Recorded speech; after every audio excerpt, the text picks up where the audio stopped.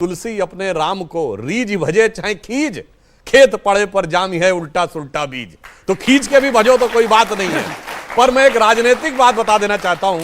एक दौर था परिंदा पर नहीं मार पाएगा, एक दौर था कि गोलियां चलवा दी गई, एक दौर था कि जब हमारी 93 में सरकार नहीं बनी तो उन्होंने कहा था सपा बसपा मिलके एक हो गए थे, मिले मुलायम काशीराम, हवा में उड़ गए जय श्री राम। और उस समय हमारी एक नेत्री ने कहा था ये केवल इसलिए दिख रहा है कि शक्ति और एकता में कमी है। जिस दिन एकता और शक्ति वास्तविक दिखेगी उस दिन जो कहते हैं मिले मुलायम काशीराम, हवा में उड़ गए जय श्री राम, उस दिन नारा आएगा कि क्या मुलायम का काशीराम, सारे बोलेंगे जय श्री राम। और आज देखो वो दिखाई पॉलिटिकली आपने यूज करा, बाकी सब फॉलो कर रहे हैं। इसका भी जवाब 50 सेकंड देना चाहता हूं।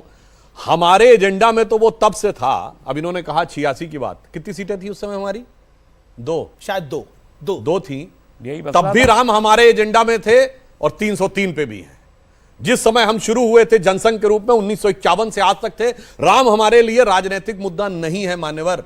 चुनाव की तो बात ही छोड़ दीजिए। राम इस देश की संस्कृति, इस देश की पहचान के प्रतीक हैं और मैं कहूंगा मानवता की पहचान के प्रतीक है। इसलिए राजनीति के साथ कौन जोड़ता है, मैं उसका जवाब देना चाहता हूं।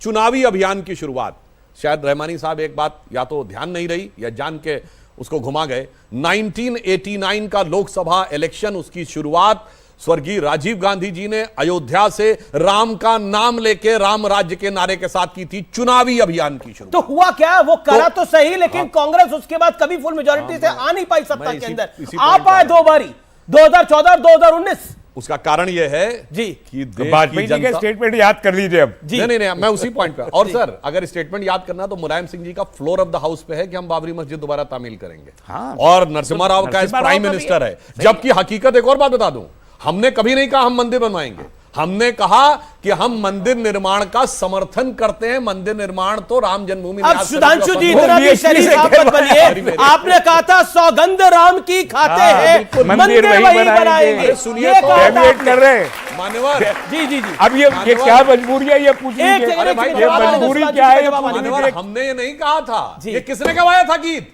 महंत अमरनाथ जी ने।